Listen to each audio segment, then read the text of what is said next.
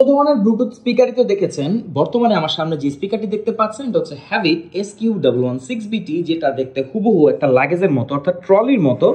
এটাকে আপনি ট্রলির মতো যে কোনো জায়গায় ক্যারি করতে পারবেন ট্যুর বা ট্রাভেলসে।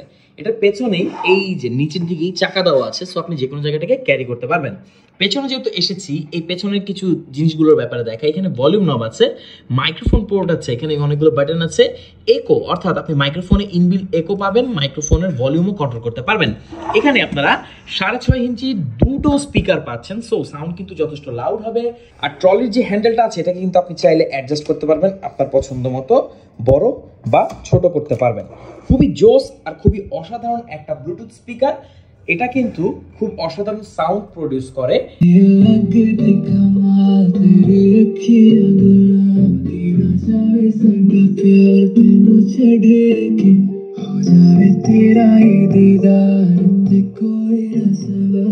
শুধু এখানেই শেষ না, এটার সাথে আপনারা RGB লাইট পাবেন, যেটা রিদম লাইট হিসেবে কাজ করবে।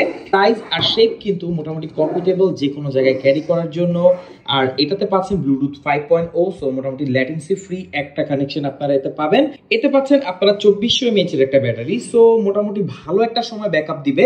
এছাড়া যদি চান যে না লং টাইম একটা ব্যাকআপ আপনি এর থেকে নেবেন, তাহলে পাওয়ার ব্যাংকের সাথে কানেক্ট রাখতে পারেন।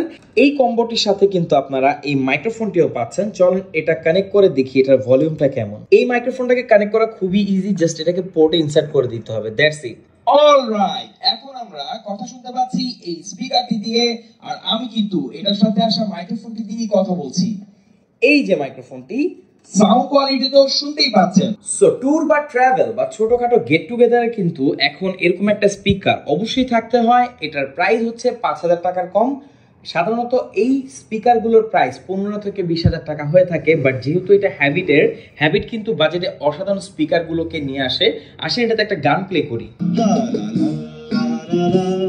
ওকে মারা জিন্দ জান করা